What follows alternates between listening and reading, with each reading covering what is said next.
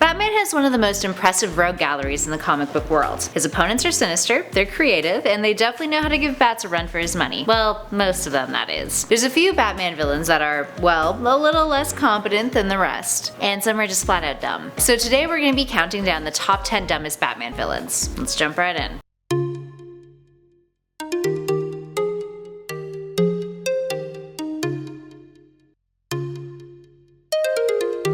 Starting off this list with a villain who made their first appearance in 1947, we have the Penny Plunderer. He commits crimes centered around pennies. Because, you know, robbing a bank for all of their pennies seems like a brilliant idea. And he would throw rolls of pennies at his enemies, which actually does seem like a good idea if you think about it. It's like effective, they're really heavy. But he was just way too obsessed with his copper coins, to the point where he would occasionally blame the pennies for his downfall. Dude, just carry other coins, it'd make your life so much easier. And fun fact, the giant penny in Batman's Batcave was his trophy for defeating the Plunderer. The more you know.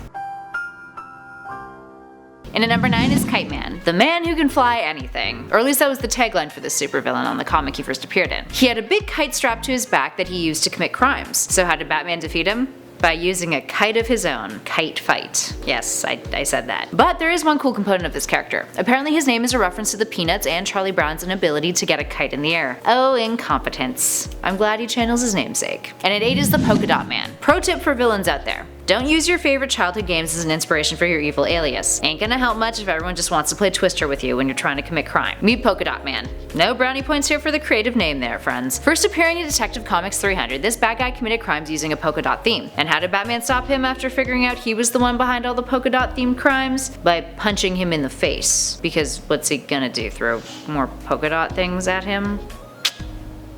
And at 7 is Bruno. Swastika tits.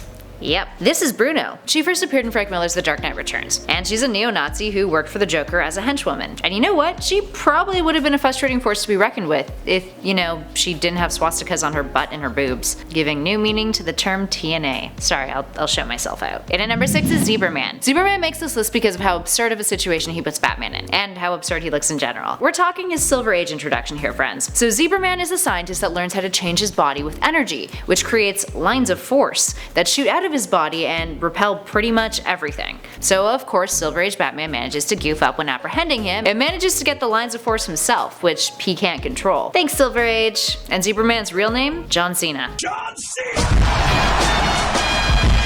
At 5 is Crazy Quilt. First off, really? Crazy Quilt? Is that the name you want to adopt for your supervillain persona? Okay, rad. Moving on. Crazy Quilt was a previous mobster who was blinded by another gang leader. He received an operation, but of course it went wrong. And he only saw bright colors. So he decided to make the most out of the situation by committing colored themed crimes, which no one took seriously because why would you? So he's all like, I'm gonna steal all the color in Gotham!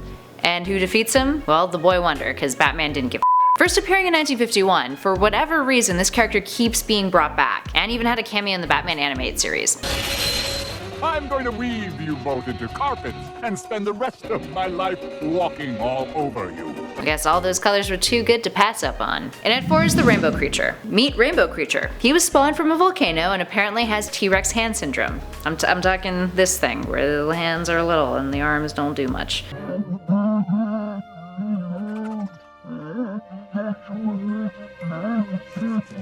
He also looks like something I drew when I was 5 and my mother refused to stick on the fridge. Aesthetics aside, Rainbow Creature is like a dangerous Neapolitan ice cream. Each of his colors does something different to you. The red burns through objects, the blue makes cold, the yellow turns things to mist, and the green flattens you into a two-dimensional character. So how does Batman defeat him? By making him use all of his rainbow power, exerting him, which results in him disintegrating and dying.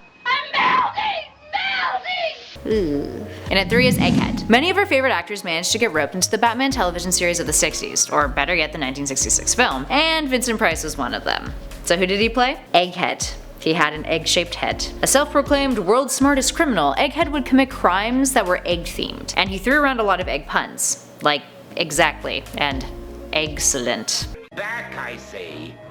This is a radar egg. And the slightest vibration will make it explode. This also carried over into his choice of weapons. He had tear gas eggs that were laid by chickens on a diet of onions. Oh boy. In our number 2 spot is the King of Cats. This list wouldn't be complete without some straight up creepiness. Luckily for us, we have that in the form of the King of Cats. He's got some serious predator vibes going on, and not just because he likes felines. He's Selena Kyle's brother, aka Catwoman, but that doesn't stop him from having romantic inclinations for her. Dude basically wants to bone his sister. He keeps referring to wanting to rule the underworld with her as his queen, and even when Selena abandons her life of crime, he tries to convince her otherwise, so he's basically an enabler. But most importantly, he drives around a vehicle called the Kitty car. And that stash? Definitely wouldn't put it past him if he dropped a roofie in someone's drink. Ugh. At number 1 is Condiment King. Nothing screams crime like terrorizing people with ketchup. Here we have another villain who dabbles in unfortunate puns. The Condiment King. Drop your forks and prepare to cower before the uncanny Condiment King. He goes around and shoots condiments at his enemies, and says stuff like, "I knew you'd catch up to me sooner or later, how I relished this meeting." Come on, dude. Is that really like the best you've got? At least some of the other villains on this list actually made an effort. While yes, the character was created as a throwback to the 60s Adam West series, it's still dumb as hell. And it must suck to be a villain who's only really used as comic relief. But at least he's always prepared for lunch. Come, Batman. Let's see if you can cut the mustard. Quiet.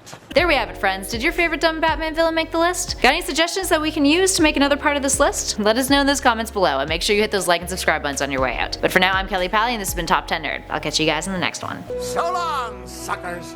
Parting is such sweet and sour sorrow.